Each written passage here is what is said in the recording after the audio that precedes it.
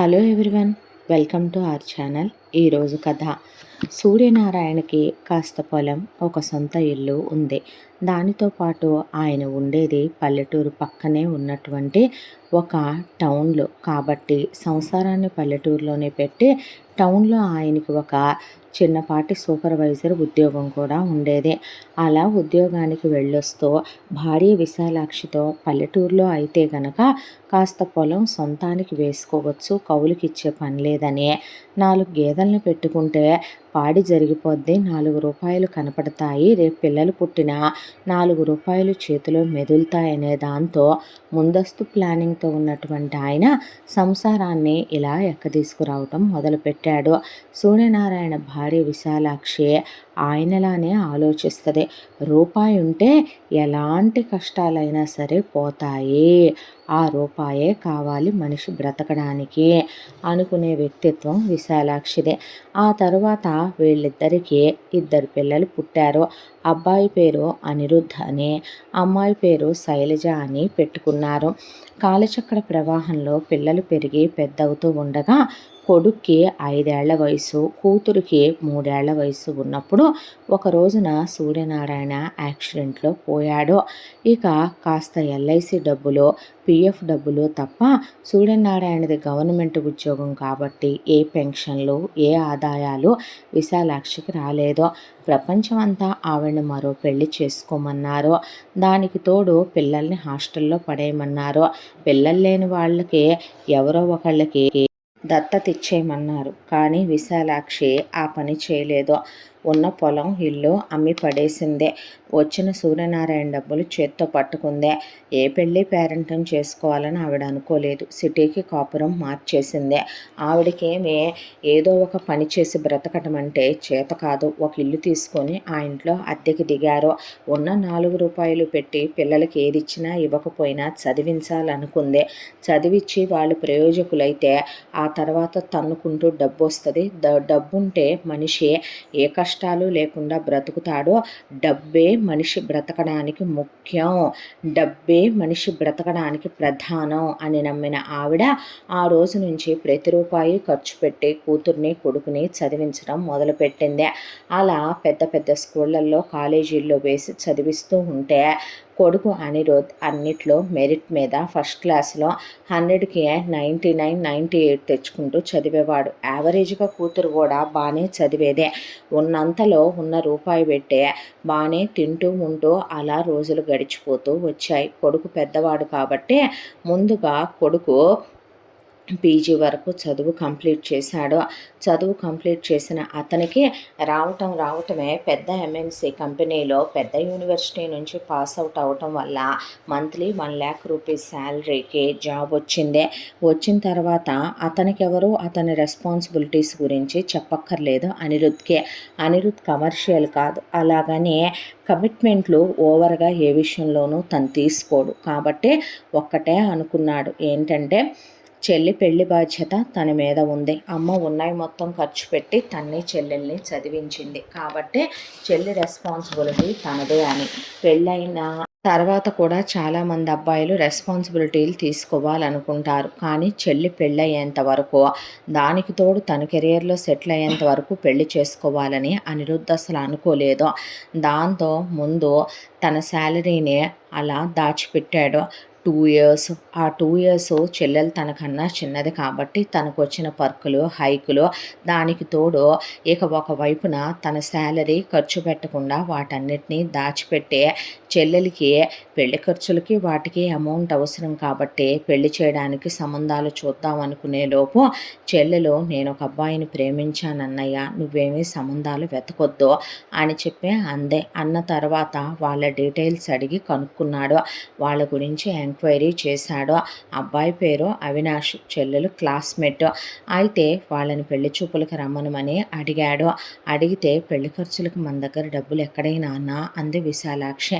నేను నా శాలరీ అంతా జాగ్రత్త చేసి ఉంచానులేమ్మా, దాని ఫ్యూచర్కి దేనికో దానికి యూజ్ అవుతాయి అని అంటే వాళ్ళు కూర్చొని మరీ అమ్మాయికి ఓ హారం, నెక్లెస్, 4 గాజులు కూడా పెట్టకపోతే ఎలాగా, దానికి తోడు పెళ్లి ఖర్చులు అవే పెట్టి పెళ్లి బాగా చేసుకోకపోతే ఎలాగా? అబ్బాయికి మీరు మెడలో చైను, హ్యాండ్ చైను, 2 ఉంగరాలు పెట్టాలి కదా! మా స్థాయికి, హోదాకి తగినట్టు పెళ్లి చేయాలి కదా!" అని అడిగాడు. తన దగ్గర ఉన్న బడ్జెట్ మొత్తం 30,00,000. ఆ 30,00,000లో వాళ్ళు అడిగిన బంగారం కానీ, పెళ్లి ఖర్చులకు కానీ 10 పోను ఒక 20 చెల్లెలకి కట్నంగా ఇవ్వాలి. వాళ్ళు అడిగింది 20,00,000 రూపాయలు ఇమ్మనమని. మరి బంగారం సంగతి ఏంటి అని ఆలోచిస్తే, లవ్ మ్యారేజ్లో కూడా ఇవన్నీ ఉంటాయా అన్నాడు అనిరుద్. అదేంటబ్బాయి అంత మాట అనేసావు? రేపొద్దున నువ్వు ఒక అమ్మాయిని పెళ్లి చేసుకుంటావు, నేను మీ అబ్బాయిలాగా కాదులేండి, ఎంత వస్తుందా అని క్యాలిక్యులేషన్లు వేసుకుని మరీ ఒక అమ్మాయిని లవ్ చేసే అలవాటు నాకు లేదులే అనేసరికి, ఇది ఇంకా బాగుందయ్యా, రేపొద్దున ఆన్సైట్ వచ్చే ఆఫీసుల్లో ఉన్నారు, నా చెల్లెలు కూడా ఉద్యోగం చేస్తుందండి, లైఫ్ లాంగ్ జీతం మీ అబ్బాయికే ఇచ్చుద్దే. అవునయ్యా, రూపాయే ప్రధానం మనిషి బతకటానికి, మరి ఇద్దరూ ఉద్యోగాలు చేసుకోకపోతే ఎలాగంటావు అనేసింది చెల్లెలు అత్త. ఆ అబ్బాయే నాకు నచ్చాడు, ఆ అబ్బాయినే నేను చేసుకుంటాను, కమిట్మెంట్లు ఇచ్చుకున్నాం ఒకళ్ళకొకళ్ళం అనే చెల్లెలు చెప్పిందే. ఇంకా డిస్కషన్ అనవసరం అనుకోని, సరేనండి అలాగే అన్నాడు అనిరుద్. అన్న తర్వాత కూర్చొని విశాలాక్షిని, అమ్మ నీ దగ్గర గోల్డ్ ఏమీ లేదా? నానమ్మ వాళ్ళు అమ్మమ్మ వాళ్ళు పెట్టిందే ఉంది నాన్న, ఎందుకు లేదో? అది దానొక్కదానికి కాదు కదా, రేపు నీకు రాబోయే భార్యకి దానికి ఇద్దరికి చెరిసగం ఇవ్వాలి కదరా అంటే, నా భార్యకి ఏమీ అక్కర్లేదులేమ్మ, నేను చేయించుకోగలను, నా భార్య కోసం వెళ్ళి తీసుకురా అంటే, ఆవిడొక 2 పేటల గొలుసు, 4 గాజులు ఉంచుకొని, ఒక జత చెవిదిద్దులు, ఒక 2 ఉంగరాలు ఉంచుకొని మిగతా అనిరుద్ చేతిలో పెట్టిందే. అవి చెడగొడితే చెల్లెలకి ఓ హారం, నెక్లెస్, 2 గాజులు, అలాగే చెవి కమ్మలు, అవి వాళ్ళు అడిగినటువంటి 25 తులాల బంగారం వచ్చింది. వచ్చిన తర్వాత ఇక తన దగ్గర ఉన్న 30,00,000 డబ్బుల్లో పెళ్లి కొడుక్కి తీసుకోవాల్సిన గోల్డు, బట్టలు, దాంతోపాటు పెళ్లి ఖర్చులు, ఇక వీడియోలు, ఫోటోలు, ఫోటోషూట్లు, ఫోటోగ్రాఫర్లు, మెహందీ, హల్దీ, సంగీత్లో అన్ని బడ్జెట్లో చేసుకొచ్చి 20,00,000 డబ్బు చెల్లెలి పేరు మీద మ్యూచువల్లో వేసి చెల్లెలికే వాటి తాలూకా బాండ్ పేపర్స్ ఇచ్చాడు. ఇచ్చిన తర్వాత చెల్లెలు అత్తారింటి కాపురానికి వెళ్ళిపోయింది. నువ్వు పెళ్లి చేసుకోవా నాన్న అని అడిగింది విశాలాక్షి. 30+ వచ్చినా సరేనమ్మా, కెరియర్లో సెటిల్ అవ్వంది, నేను పెళ్లి చేసుకోను అన్నాడు. ఆ తర్వాత సంవత్సరానికే శైలజకి వాళ్ళ ఆయనకి ఆన్సైట్ వచ్చిందని చెప్పి వాళ్ళు అబ్రాడ్ వెళ్ళిపోయారు. అబ్రాడ్ వెళ్ళిపోయిన శైలజ తల్లికి ఫోన్ చేసి, ఇక్కడికి వచ్చిన తర్వాత బై లక్కమ్మ అక్కడ ఎంటెక్ చేసినందుకు, మేము చేరిన ఆఫీసులు పుణ్యమా అంట, ఇక్కడికి వచ్చినందుకు ఎంఎస్ చేసే బాధ పోయిందే, దానికి తోడు పర్మనెంట్గా ఇక్కడే ఉండొచ్చు అంటున్నారు, ఇక్కడే ఉంటాం, ఎలా లేదన్నా కూడా సంవత్సరానికి కోట్లల్లోనే ఉంటుంది మా ఆదాయం, ఇల్లు కూడా కొనుక్కుందామని ప్లాన్ చేసుకుంటున్నాం, మా ఆయన అసలు ఇంట్లోకి కూరలే వండొద్దనే, ఏదో కొంచెం ఒక పూట అన్నం వండుకుంటే ఓ పూట బ్రెడ్తో సరిపెట్టేసుకుందాం, లేదా ఓ పూట ఏ రొట్టెలో చేసుకుందాము అనే పచ్చళ్ళతో ఏదో కొంచెం ఓ పెరుగు తెచ్చుకొని మజ్జిగలా చేసుకుని నెట్టుకొచ్చేద్దాం, రూపాయే ప్రధానం, వెంటనే పిల్లల్ని కనొద్దు, ఇక్కడ మనం బాగా సంపాదించి ఇండియాలో ఇన్వెస్ట్ చేయాలి, ఆ తర్వాత ఒక 8 ఏళ్ళు 10 ఏళ్ళు ఆగి పిల్లల్ని కనాలి, కోట్లు సంపాదించాలి అంటున్నాడు మా ఆయన అని చెప్పి, ప్రతిదానికి రూపాయే ముఖ్యం అనుకుంటారు అని చెప్పుకొచ్చింది కూతురు. చెప్పుకొచ్చిన తర్వాత, పోన్లే మీ ప్లానింగ్లో మీరున్నారుగా అంది విశాలాక్షి. అన్న తర్వాత ఈలోపు అనిరుద్ధ్ ఆలోచించాడు. దాంతో అనిరుద్ధ్ విశాలాక్షికి ఒకటే చెప్పాడు, అమ్మ బ్యాంక్లో ఓ 10 లక్షల అమౌంట్ ఉంది, 2 సంవత్సరాల పాటు నీకు ఇంతెద్దకి కరెంటు బిల్లుకి నువ్వు ఒక్కదానివి తినటానికి ఉండటానికి వాటిని కొంచెం సరిపెట్టుకో, నేను అబ్రాడ్ వెళదాం అనుకుంటున్నాను, ఎంఎస్ చేద్దాం అనుకుంటున్నాను, అక్కడ ఎంఎస్ చేసి నేను తిరిగి వస్తే ఇక్కడ నాకు పెద్ద శాలరీతో జాబ్ వస్తుంది, నాకేమీ అబ్రాడ్లో ఉండాలని, వాళ్ళ దగ్గర పని చేయాలని, అక్కడ డాలర్లలో సంపాదించి ఇక్కడ పెట్టుబడి పెట్టాలని లేదు, నేను అక్కడికి వెళ్ళి చదువుకొని ఇక్కడికే జాబ్ చూసుకొని మరీ తిరిగి వస్తాను, నేను ఎటు స్టూడెంట్ లోన్కి అప్లై చేసుకున్నాను, నా లోన్ నేనే పార్ట్ టైం చేసి క్లియర్ చేసుకుంటాను అని చెప్తే, నీ ఇష్టమయ్యా అని చెప్పిందే. అలాగే అనిరుద్ధ్ వెళ్ళిపోయాడు అబ్రాడ్కి. వెళ్ళిపోయి 2 సంవత్సరాలు అష్ట కష్టాలు పడ్డాడు, స్టూడెంట్ లోన్ క్లియర్ చేసేసాడు, పార్ట్ టైములు చేసుకున్నాడు. అక్కడ ఉన్నప్పుడే రూపాయి పొదుపు చేసి మరే అక్కడ డబ్బులతో కొంత ఇక్కడ మ్యూచువల్స్లో ఇన్వెస్ట్ చేసుకున్నాడు. అక్కడి నుండే ఇక్కడికి జాబ్ చూసుకునే నెలకి 4,00,000 రూపాయలు ఉద్యోగం వచ్చేలాగా ప్లాన్ చేసుకుని మరీ ఇక్కడికి వచ్చాడు. వచ్చిన తర్వాత రూపాయి కూడబెట్టాడు. మంచి కోటీశ్వర్లు ఉండే ఏరియాలో ఒక విల్లా కొన్నాడు. దాంతోపాటు కారు కొనుక్కున్నాడు. రాబోయే భార్య కోసం అని చెప్పి కొంత గోల్డ్ కొని పక్కన పెట్టి ఉంచాడు. ఆ విల్లాలో అమ్మ కోసం ఒక గది, ఇంట్లో పనివాళ్ళు, ఏసీ, దానికి చక్కగా సోలార్ ప్యానెల్స్, ప్లానింగ్, మంచి ఆఫీసు, మంచి ఉద్యోగం, డబ్బుల్ని తీసుకెళ్ళి కొంత మ్యూచువల్స్ మీద, కొంత ల్యాండ్ల మీద ఇన్వెస్ట్ చేయటం మొదలుపెట్టాడు. ఆ తర్వాత ఇక అప్పటికే 30+ వచ్చింది ఏజ్. ఇంకా తను పెళ్లి చేసుకోవాలి అనుకున్నాడు. ఈలోపు విశాలాక్షికి ఇదివరకు లేదు కానీ కూతురు చెప్పిన మాటలైతేనేమి, చుట్టూ ఉన్న జనాల్ని చూడటం అయితేనేమే, ఇప్పుడు వాళ్ళ స్టేటస్ పెరగటం అయితేనేమే బాగా డబ్బు పిచ్చి పెరిగిపోయింది. డబ్బు ధ్యాస ఆవిడకి మొదటి నుంచి ఎక్కువే అయినా ఇప్పుడు బాగా డబ్బు పిచ్చి పెరిగిపోయి కొడుక్కి ఒక 50 కోట్ల కట్నం తెచ్చే అమ్మాయో, దానికి తోడు నెలకు అమ్మాయికి కూడా 4,00,000 రూపాయలు ఉద్యోగం ఉండాలని, దానికి తోడు అమ్మాయికి బేభత్సంగా ఒక 500 తులాల బంగారం పెట్టి ఏ ఆడి కారో ఏ BMW కొడుక్కి ఇచ్చేంత ఘనమైన వాళ్ళు వేయాల వాళ్ళుగా రావాలని ఒకవైపున పెళ్ళిళ్ళ పేరైతో సంబంధాలు వెతికిద్దాం అనుకుంటూ ఉండగా ఈలోపు అనిరుద్ ఒక అమ్మాయిని ప్రేమించానని చెప్పాడు. బాగా ఉన్నవాళ్ళేనా వాళ్ళు అని అడిగింది. లేదమ్మా అని చెప్పి నిరుపేద కుటుంబంలో పుట్టింది ఆ అమ్మాయి. ఆ అమ్మాయి పేరు పావని. వాళ్ళ నాన్నగారి పేరు నారాయణ, వాళ్ళ అమ్మ పేరు సుమతి. ఆయన ఒక సూపర్ మార్కెట్లో గుమస్తాగా పనిచేస్తున్నాడు. వాళ్ళ అమ్మగారు మిషన్ కుట్టుకుంటుంది. వాళ్ళకి పావని ఒక కూతురు ఒక కొడుకు ఉన్నాడు. ఒక కొడుకు గురించి వాళ్ళకు వచ్చిన ట్రబుల్ ఏమీ లేదు. వాళ్ళ క్యాస్ట్ మీద వాళ్ళకి స్కాలర్షిప్లు వస్తే మెరిట్లో చదువుతున్నాడు. కొడుకుని చదివించుకుంటారు. వాళ్ళ కూతురికే కట్న కానుకలు ఇవ్వలేరు. అంటే కేరా ప్లాట్ఫాము మన కులం కూడా కాదు. ఏం కర్మ పట్టినాన్న నీకు అలా చేసుకోవటానికి కోట్లు ఇస్తారయ్యా కట్నం అంటే. అమ్మ నేను నీకు ఒకటి చెప్పాను, మన చెల్లి పెళ్లి చూపుల్లోనే అన్నాను, చెల్లి మొగుడు నేను ఒకటి కాదు అని. ఎప్పటికీ ఒకటి కాదమ్మా. కట్నాల కోసం ఆశించి ఎప్పుడూ ఆడపిల్లల్ని పెళ్ళిళ్ళు చేసుకోకూడదు. అది సంస్కారవంతుల లక్షణం కూడా కాదు అని చెప్తే, ఏమీ లేని ఆ రోజున మీ చెల్లెలు మొగుడికే మనం అంతిస్తే ఎంతున్న నీకు ఎంత ఇస్తారయ్యా, నా మాట వినవేంటి అందే. అన్న ఆ అబ్బాయి ఇంకేం మాట్లాడొద్దని మాట్లాడనివ్వలేదు విశాలాక్షిని. తను కొన్న గోల్డే పెట్టి తనే పెళ్లి ఖర్చులు పెట్టుకొని, ఎంగేజ్మెంట్ ఖర్చులు పెట్టుకొని చాలా గ్రాండ్గా పెళ్లి చేసుకున్నాడు. పెళ్ళైన వెంటనే పిల్లలు వద్దని ఓ 5 to 7 years టైం తీసుకుందామని, 40కి పిల్లల్ని ప్లాన్ చేసుకుందామని వైఫ్కి చెప్పాడు. ఆ అమ్మాయి అసలు అనిరుద్ధ్కి ఎదురు చెప్పే పిల్ల కాదు. డిగ్రీ వరకు చదువుకుందే ఆ అమ్మాయే. దానికి తోడు ఆ అమ్మాయికి కాస్త టైలరింగ్ వచ్చు. దాంతో పెళ్ళవ్వంగానే హనీమూన్కి తీసుకొచ్చాడు. అనిరుద్ జాబ్కి వెళ్ళొచ్చేవాడు.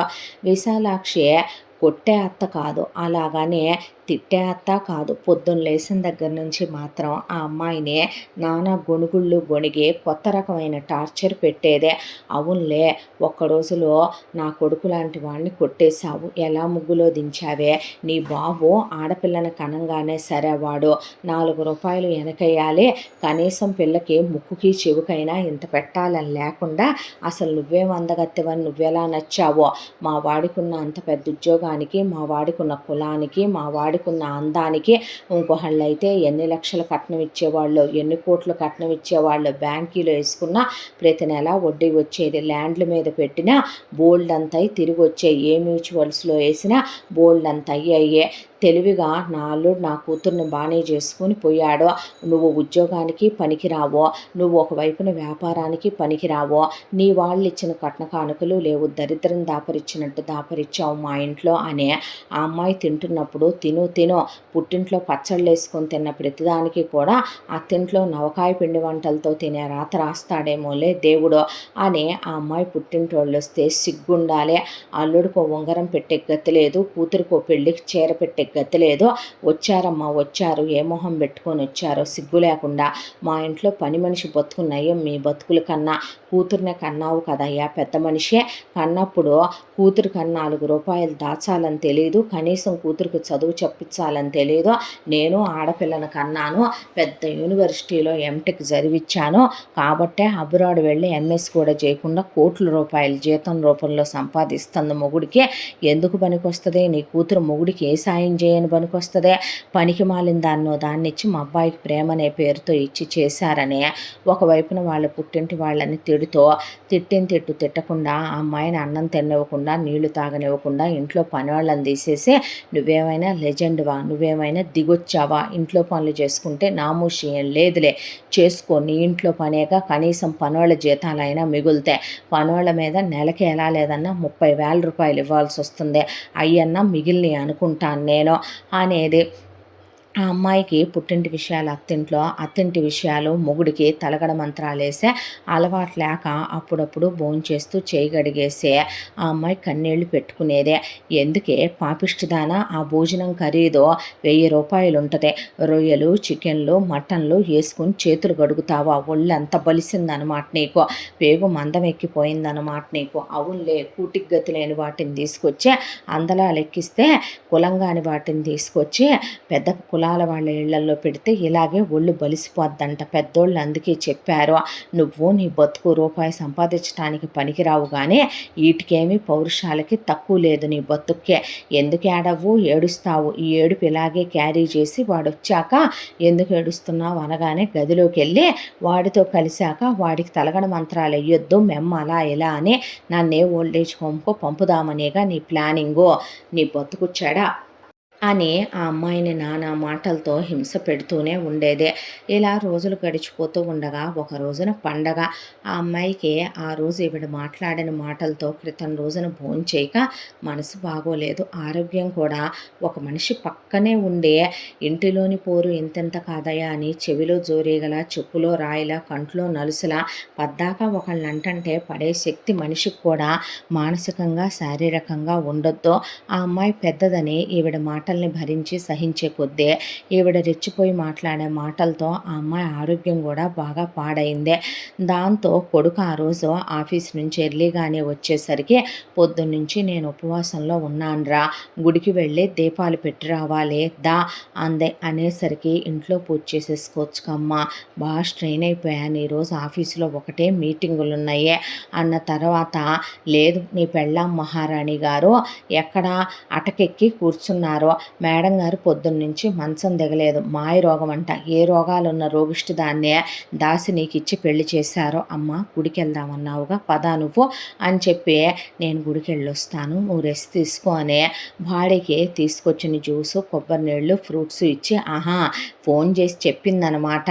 తెప్పించుకుందగా ఇంకే మెయ్యి మేసి కూర్చో వస్తాడులే అని చెప్పి కొడుకుని తీసుకొని కారులో వెళుతూ ఏంటో వాడు చూడు ఎలా ఉండేవాడు, చెల్లి మొగుడు నెత్తి మీద రూపాయి పెడితే పావలాగి చెల్లని ఎదవా పనికిమాల సన్నాసి వాడు, వాడి ముక్కు పురుగు మొహం వేసుకొని మురికెదవా, మన ఇంట్లో గేద ఉండేదిలే నల్ల గేద అలా ఉంటాడు వాడు. ఇది లవ్ చేశానందని దానికి 20 లక్షలు ఇచ్చావు, బంగారం మొత్తం పెట్టించావు, ఇచ్చి చదివిచ్చిన దాన్ని ఇచ్చి చేశావు, అక్కడ పచ్చళ్ళు వేసుకొని తిని మజ్జిగలు పోసుకొని తిని గోధుమ రొట్టెలు తిని బ్రెడ్ ముక్కలు తిని ఆడు కోట్లు పోగేసి ఇక్కడ కొంటున్నాడు. నీ బతుకు చూడు, ఏ రోజుకి నువ్వే కష్టపడటం అయిపోయిందే, మహా సంపాదించింది ఇప్పుడు కాయిల్లో, అవి కాకుండా సంపాదించింది 4 రూపాయలు, చూశావా డబ్బున్న దాన్ని చేసుకుంటే నీ బతుకు బాగుండేదిగా అయ్యా, ఏదైనా ఉద్యోగం ఉన్నదాన్ని చేసుకుంటే నీ జీవితం బాగుండేది కదరా అంటే, అమ్మా అన్న ఆపకుండా పాఠం చదువుతానే ఉంది. గుడికి వెళ్ళి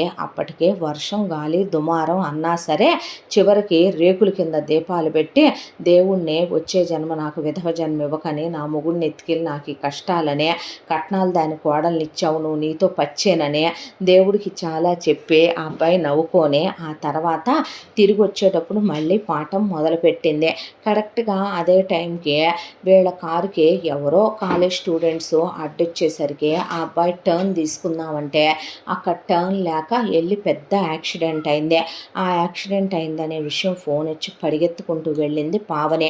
వెళ్ళేసరికి చిన్న దెబ్బలతో విశాలాక్షి అలా కట్లు పట్టించుకొని కూర్చుంది. డాక్టర్ పిలిచి అనిరుద్ధ్‌కి చాలా బాగా దెబ్బలు తగిలినాయని, డబ్బులు కోట్లల్లో ఖర్చు అవుతాయని ట్రీట్మెంట్‌కి, లేదంటే మనిషి బ్రతకడం కూడా కష్టమేనని చెప్పుకొస్తే ఆఫీస్ వాళ్ళకి చెప్తే అతనిలాంటి బ్రిలియంట్ ఎప్పుడు కోలుకుంటే అప్పుడు అతని ఉద్యోగం అతనికే ఉంటుందని చెప్పి వెళ్ళారు వాళ్ళు. ఆ అమ్మాయి బ్యాంకులో ఉన్నాయి మొత్తం ఊడ్చి ఖర్చు పెట్టేసిందే. ఆ తర్వాత ఆ అమ్మాయి చేయించిన బంగారం మొత్తం అమ్మేసిందే. మ్యూచువల్స్లో ఉన్నాయి మొత్తం తీసిందే. ల్యాండ్ల మీద పెట్టినవి మొత్తం ఖర్చు పెట్టేసిందే. భర్త కన్నా ఏది ఎక్కువ కాదు అనుకుంది. ఇంకో ఆడదైతే నిజానికి మొగుడు లేస్తాడో లేవడో, బతుకుతాడో బతకడో అనే కండిషన్లో ఉన్నప్పుడు తను తనకెంత లాభం వస్తుందా అంత 4 రూపాయలు సంపాదించేవాడిని చేసుకున్నందుకు అనేది ఆలోచించుకొని మెల్లగా ఏ డివోర్సో తీసుకొని ఆ రోగాన్నే వంకగా చూపించి యాక్సిడెంట్ అయింది కాబట్టి మొగుడు సంసారానికి పనికిరాడైన వీధులకు ఎక్కి తెగదెంపులు చేసుకొని వచ్చినంత వరకు దండుకొని పోయేవాళ్ళే ఉంటారు. అలా కాకుండా ఆ అమ్మాయి ఇక లాస్ట్ సర్జరీ ఉంది, దానికి 1,50,00,000 కావాలి. ఆ 1,50,00,000 కావాలంటే ఇల్లు అమ్మేద్దాం అనుకుంటున్నాను అత్తయ్య అనేపాటికి ఆగవే, వాడెంతో ఇష్టపడి కొనుక్కున్నాడు ఈ ఇల్లు.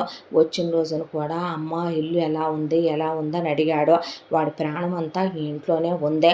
నేను మరి అంత కసాయి తల్లినేమీ కాదు. నా పిల్లలిద్దరినీ ప్రేమతో బాండింగ్తో పెంచాను నేను.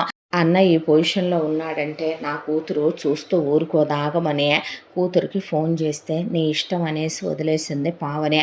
ఆ అన్నయ్యకి ఇలాగైందే, ఇలా జరిగిందే అంటే అయ్యో అని ముందు కూతురు ఏడిసింది. ఏడవబాకమ్మ, ఓ చిన్న పని మీద చేశానే ఫోన్ నీకంటే. ఏంటమ్మా అందే శైలు. అంటే నువ్వు మీ ఆయన కోట్లు సంపాదిస్తున్నారు కదే, పెళ్ళైన సంవత్సరానికి అమెరికాకి వెళ్ళారు కదా, అక్కడ ఇల్లు వాకిళ్ళు కొనుక్కొని ఇక్కడ కూడా బోల్డంత పెట్టుబడులు పెడుతున్నారు కదా, 1-2 కోట్ల రూపాయలు ఇవ్వమ్మా, ఇస్తే అన్నయ్యకి తగ్గిపోయిన తర్వాత వడ్డీతో సహా నీ డబ్బులు నీకు ఇప్పించేస్తాను, వెనక్కి ఇల్లు అమ్ముతానంటుంది వదిన. ఇల్లు అమ్మేస్తే వాడి కలలు ఆశలు అన్నీ ఆ ఇంట్లోనే ఉన్నాయి, వీధిలో ఉండలేం గదే, ఈ ఒక్క సాయం చేసి పెట్టమ్మా, నువ్వు ఇస్తావుగా అకౌంట్కి వేసేయమ్మా డబ్బులంటే కొడితే చెప్పు తెగిపోద్దంది కూతురు. ఏంటే నువ్వు మాట్లాడేదంటే, లేకపోతే నీ కొడుకు ఉంటాడో ఉండడో తెలియదు, బతుకుతాడో బతకడో తెలియదు, అసలు నానబోయిన రోజే నువ్వు కూడా పోయి ఉంటే పేడా పోయేది, దరిద్రం వదిలిపోయి నాకు డబ్బులు ఇవ్వాలా, ఎవరమ్మా మొగుడు సొమ్ము తేరగా ఉందని మనమంటావు, ఇక్కడికి వచ్చి మేము కష్టపడి రెక్కలు ముక్కలు చేసుకొని రూపాయి సంపాదించుకుంటూ పోగు చేసుకున్న డబ్బులు అయ్యే, నీ కొడుక్కి ఒళ్ళు బొలుపు కాకపోతే కేరా ప్లాట్ఫామ్ దాన్ని ఫుట్పాత్ దాన్ని ఎవడు చేసుకోమని చెప్పాడు నీ కోడల్నే, డబ్బున్న దాన్ని చేసుకోపోయాడా, అయినా మా డబ్బులేమీ మా దగ్గర లేవు, మేము పిల్లల్ని ప్లాన్ చేసుకోబోతున్నాం, మా ఆయన ఇండియాలో ఇన్వెస్ట్ చేస్తున్నాడు, మా మామగారి దగ్గర ఉంది, ఆయనకి ప్రతి రూపాయి లెక్కే చెప్పాలి నేను మొన్నే డైమండ్స్ చేయించుకున్నాను, ఎక్కడి నుంచి తీసుకొచ్చామనమంటావో, అయ్యో వాడేమీ పాడే 100% బతుకుతాడని డాక్టర్లు చెప్పారు, పోతే నువ్వు ఇస్తావా, ఏం చేసిస్తావు, ఏ వ్యాపారం చేసిస్తావు నువ్వు, ఏ వ్యాపారం చేయటానికి కూడా పనికిరారమ్మా నువ్వు నీ కోడలు, ఇంకెప్పుడు ఇలాంటి వెధవ మాటలతో నాకు ఫోన్లు చేసావంటే మర్యాదగా ఉండదు, ఉంటే ఉండండి పోతే పోండే, నాకేదో నీ కొడుకు దోచిపెట్టినట్టు నువ్వు ఓతెగా పోజులు కొట్టకో, ఏం పెట్టాడు నీ కొడుకు నాకు, మహా అయితే కనుక ఇచ్చింది ఒక 20,00,000 రూపాయలు కట్నమా, దాంతోపాటు నీ కొడుకు ఇచ్చిందేంటి, పెళ్లి ఖర్చులకి నా మొగుడు బంగారానికి కలిపి 10,00,000, అవి కాకుండా నీ కొడుకు నీది మహా అయితే కనుక ఒక 30,00,000 రూపాయలు బంగారం పెట్టించాడు, అదా, అంతవరకు చూసుకొని నీ కొడుకు ఏదో మాకు కోట్లు ఇచ్చాడని మమ్మల్ని దారిపోయమంటావా, ఎందుకు ఇవ్వాలి, మాకేంటి అవసరం అనేసి ఫోన్ పెట్టేసింది కూతురు. దాంతో ఆవిడ నిర్ఘాంతపోయి కూర్చుంటే, బంధాలు బంధుత్వాలు పేగు బంధాలు రక్త సంబంధాలు చుట్టరికాలు ఇలాగే ఉంటాయిలేండి అత్తయ్య అని చెప్పి ఆ అమ్మాయి ఇల్లు అమ్మేసింది.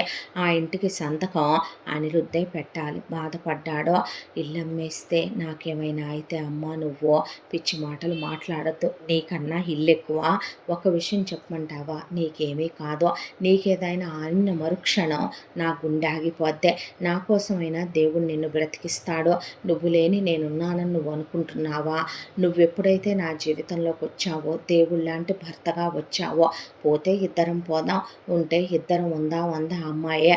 అన్న తర్వాత విశాలాక్షికి ఆ అమ్మాయి వైపు చూసి సిగ్గుతో తల దించేసుకుంది. ఏం మాట్లాడాలో అర్థం కాక అమ్మేసి ఆ ఇంటి డబ్బులు ఆ అబ్బాయి ఆపరేషన్కి కట్టి కొంత మందులు కని చేతిలో పెట్టుకుంది. 2 కోట్లు వచ్చాయి ఇల్లు అమ్మితే.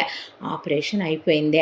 అయిపోయిన తర్వాత ఇప్పుడు ఇల్లు పోషించాలి. ఎవరు పోషించాలి? కోడలే పోషించాలి. మరి తన ఏమీ చేయటం తనకు ఫస్ట్ నుంచి చేత కాదు కదా.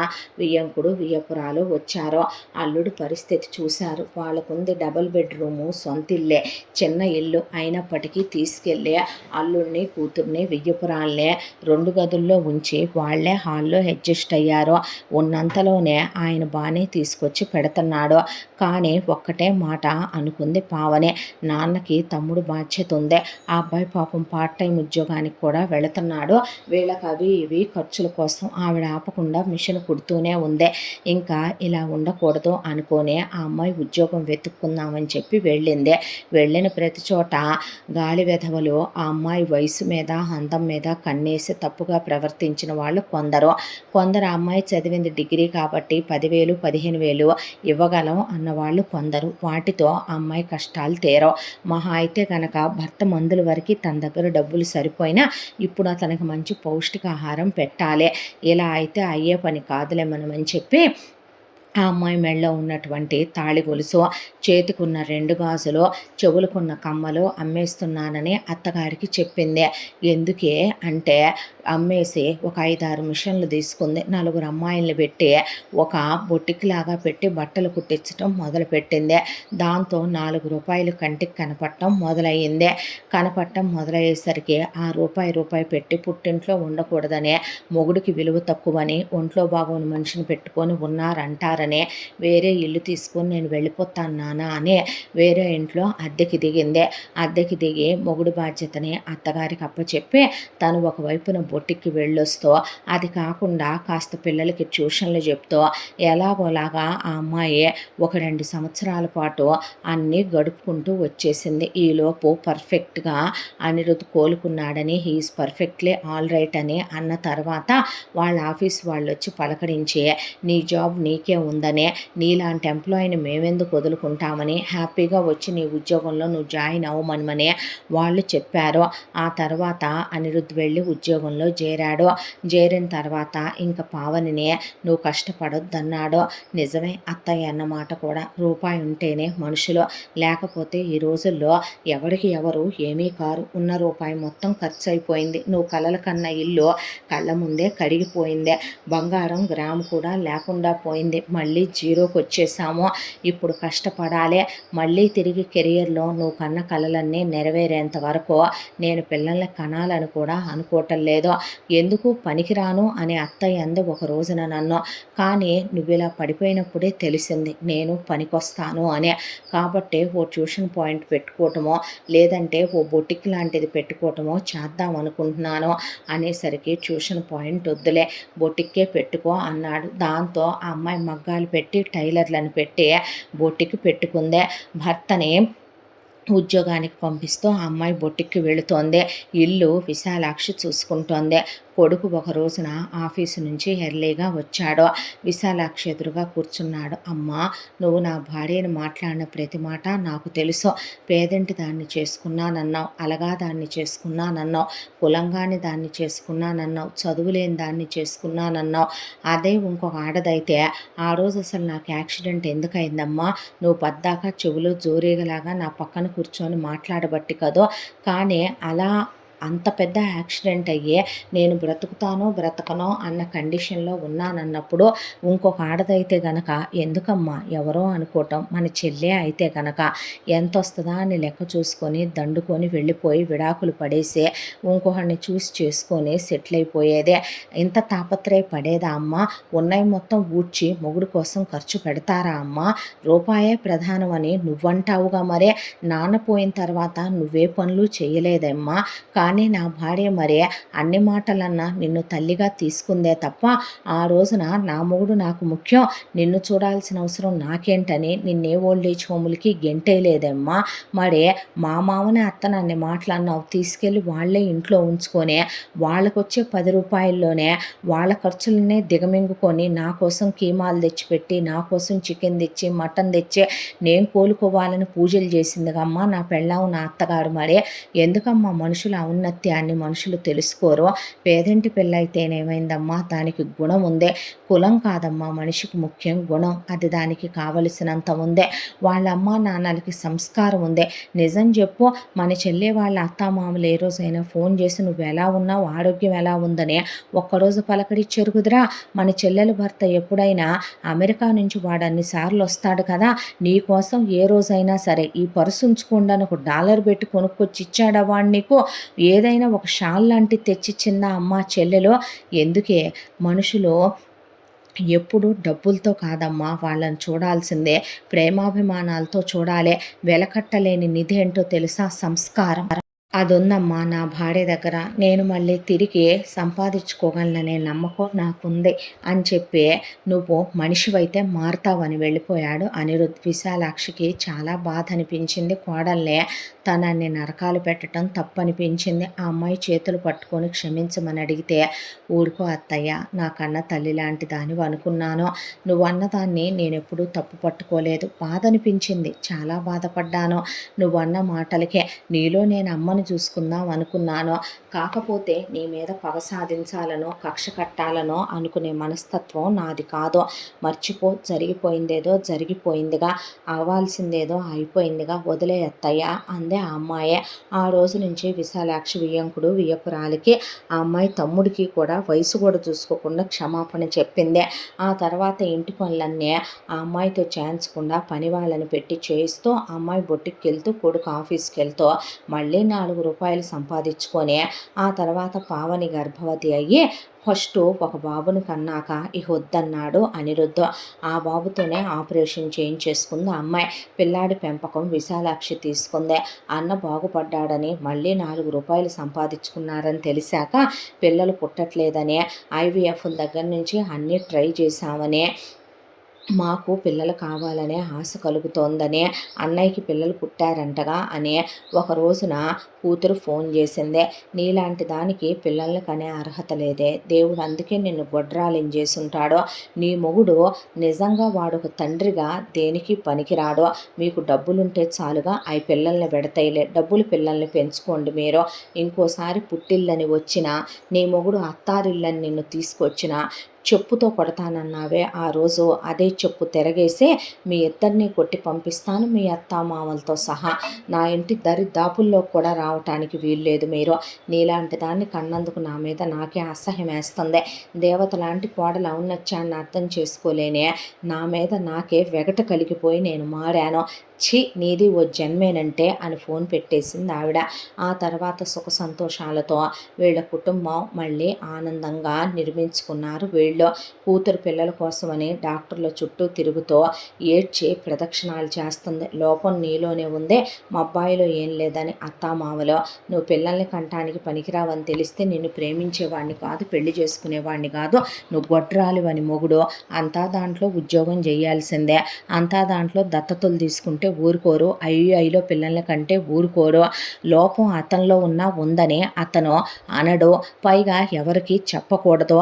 అతను మందులు మింగడు, తనే మింగాలి, కానీ గర్భవతి అవ్వాలి. శైలజకి ఈరోజు ఓదార్చే పుట్టిల్లు కూడా లేదు, అలా తనే చేసుకుంది.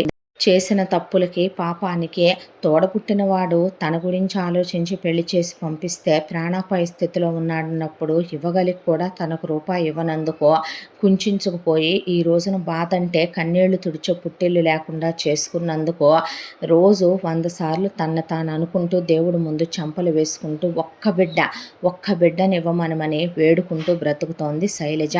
ఇంతటితో ఈ కథ పూర్తే. మళ్ళీ మరొక మంచి కథతో కలుసుకుందాం. తప్పకుండా మన ఛానల్ని లైక్ చేయండి, షేర్ చేయండి, సబ్స్క్రైబ్ చేయండి, బెల్ ఐకాన్ క్లిక్ చేసి ఆల్ అనే బటన్ని ప్రెస్ చేయడం మర్చిపోకండి. ఇంత మంచి కథను మనకు అందించిన కథా రచయిత్రి సాయి లలిత గారు. మరో మంచి కథతో తప్పకుండా మీ ముందుకు వస్తాను. Thank you so much.